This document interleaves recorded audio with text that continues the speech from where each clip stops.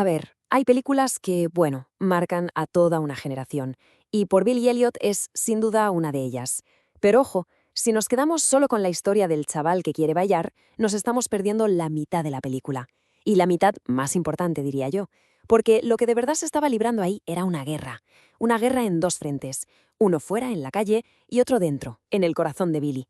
Hoy vamos a ver cómo ese baile era en realidad un potentísimo acto de rebelión.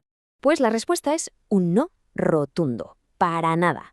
Es que para llegar a entender de dónde sale toda esa pasión, toda esa fuerza de Billy, primero tenemos que entender la presión brutal del mundo que la rodeaba.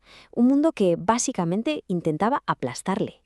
Y esta cita, de verdad, lo clava, lo resume a la perfección, porque la película nos mete de lleno en el condado de Durham, año 1984, o sea, un Reino Unido completamente partido en dos por el conflicto.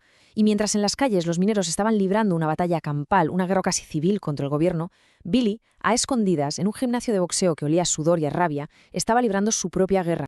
Vale, pues vamos a por ese primer frente, esa danza de rebelión. Y es una lucha que no se libra con piedras en la calle, ¿no? Se libra fuera del ring de boxeo.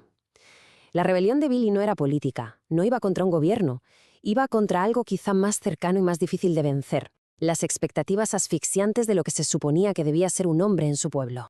Pero claro, para entender de verdad esa lucha tan personal, primero hay que hacer zoom hacia afuera. Tenemos que mirar de frente a ese enemigo interior del que se hablaba. Hay que ampliar el plano para ver la guerra con mayúsculas, la que de verdad moldeó el mundo de Billy. Una batalla que se estaba librando literalmente en la puerta de su casa y que iba a cambiar el futuro de toda una generación. Vamos a ponernos en situación, porque el contexto aquí lo es todo. El gobierno de Margaret Thatcher, la Dama de Hierro, anuncia que va a cerrar un montón de minas de carbón porque, según ellos, no eran rentables. La respuesta del sindicato, una huelga masiva, salvaje, que lo paraliza todo. Y esto, claro, sumió a familias enteras en una pobreza brutal, hasta el punto de que, y esta imagen de la película es que te rompe, tienen que quemar el piano de la madre para poder calentarse en invierno. Es que con eso está todo dicho. Y ojo que el lenguaje que se usaba era de guerra total. La propia primera ministra Margaret Thatcher llegó a llamar a los mineros en huelga el enemigo interior. Imagínate. O sea, no hablaba de adversarios políticos, ¿no? Hablaba de enemigos dentro de su propio país. Esto ya no era un simple conflicto laboral, era una batalla ideológica en toda regla, una lucha por el alma del país. Es que lo que vemos en la película es, en el fondo, el choque brutal de dos mundos, de dos formas de ver la vida. Por un lado tienes esa solidaridad obrera de toda la vida, la del todos a una, donde el grupo, la comunidad lo es todo. Y por otro, el nuevo individualismo que impulsaba Thatcher, el sálvese quien pueda, donde el éxito es algo puramente personal. Y en medio de todo eso, Billy, atrapado entre el mundo de sus padres y el mundo al que él quiere escapar. Y claro, todo esto te pone sobre la mesa una pregunta ética fundamental. A ver, ¿la huelga era ilegal? Sí. Pero ¿hasta qué punto es legítimo saltarse la ley cuando las propias reglas del juego te están ahogando? Cuando la supervivencia de tu familia pende de un hilo. Es un dilema moral tremendo, de los que no tienen una respuesta fácil. Vale, y ahora que ya tenemos claro el panorama general, volvemos a hacer zoom, volvemos al pequeño mundo de Billy. Porque su guerra personal, la suya propia, se libra contra un enemigo igual de implacable, ese modelo de masculinidad tan rígido, tan tóxico, casi una jaula. Es que en el pueblo de Billy, ser un hombre era algo muy concreto. Se basaba en 3 reglas no escritas. Lo primero, la fuerza física, la agresividad. Lo segundo, reprimir cualquier emoción, porque mostrarse vulnerable era de débiles. Y tercero, usar la violencia como respuesta para casi todo. Y claro, de repente llega el ballet, que es pura expresión, pura vulnerabilidad, todo lo contrario. Por eso el rechazo de su familia y sus amigos es tan visceral al principio. Así que la pregunta que flota en el aire es, ¿de verdad el ballet es para débiles? Bueno, pues la película se enfrenta a este prejuicio de cabeza y lo hace saltar por los aires. Y para desmontarlo, atención a este dato que es alucinante. Un bailarín de ballet profesional, un hombre, tiene la misma potencia de salto vertical que un jugador profesional de la NBA. Repito, la misma que una estrella de la NBA. ¿Suena eso a debilidad? Pues va a ser que no. El arte de Billy no era solo una rebelión emocional, era una auténtica proeza física. Y aquí llegamos al nudo de la historia, al punto de inflexión. El momento en el que esas 2 guerras de las que hemos hablado, la grande de la calle y la pequeña del gimnasio, chocan de frente.